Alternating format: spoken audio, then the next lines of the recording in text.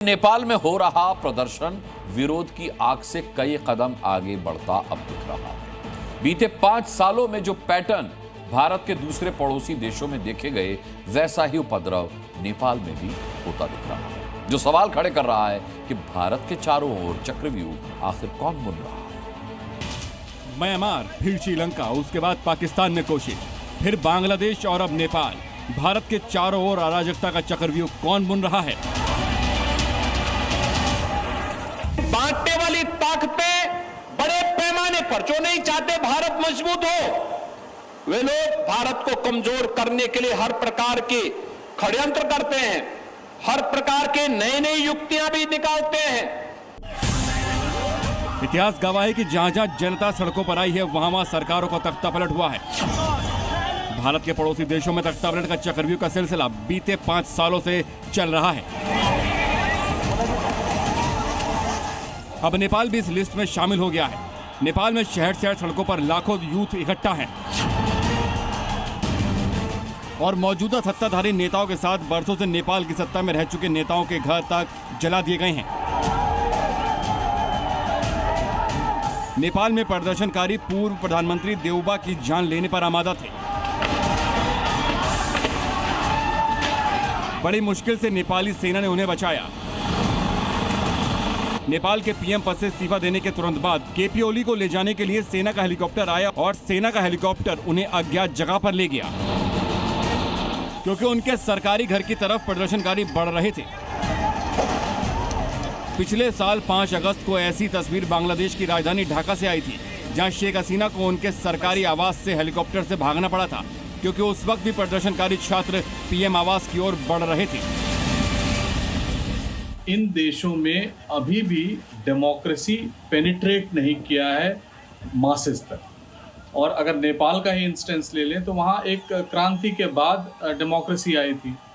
अब वो जो क्रांतिकारी थे या जो उनके नेता थे, वो सब जो मॉडर्न कम्पिटिटिव पॉलिटिक्स के पार्ट हो गए, यानी किसी न किसी तरह धन अर्जन करना।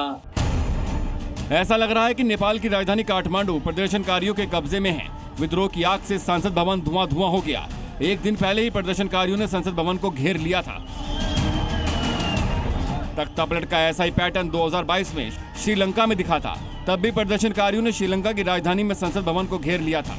श्रीलंका में भी तत्कालीन राष्ट्रपति को देश छोड़कर भागना पड़ा था। 3 साल बाद ऐसी तस्वीर काठमांडू से सामने आई।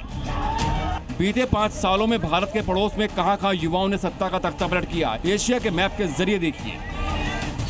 2021 में म्यांमार, आम जनता सड़कों पर उतरी और नतीजा तख्तापलट। 2022 में श्रीलंका, महंगाई के कारण जनता सड़कों पर उतरी, नतीजा तख्तापलट। 2023 में पाकिस्तान, सत्ता विरोधी पार्टी ने अराजकता फैलाने की कोशिश की, लेकिन सत्ता बदलने में नाकाम रही। 2024 में बांग्लादेश, छात्र सड़कों पर उतरे, नतीजा तख्तापलट। 2025 में नेपाल, यूथ सड़कों पर उतरा, नतीजा तख्तापलट।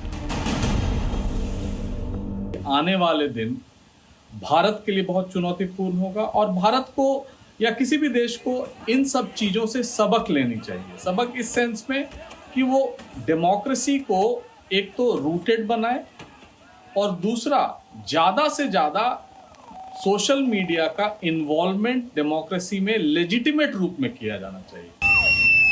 We are going to stand together, every single one of them. Are you with me? Nepal में भी सरकारी अधिकारी किसी तरह जान बचाकर भाग रहे हैं। हालात ये हैं कि भीड़ ने रोकने की कोशिश की तो उन पर गाड़ी चढ़ा दी गई।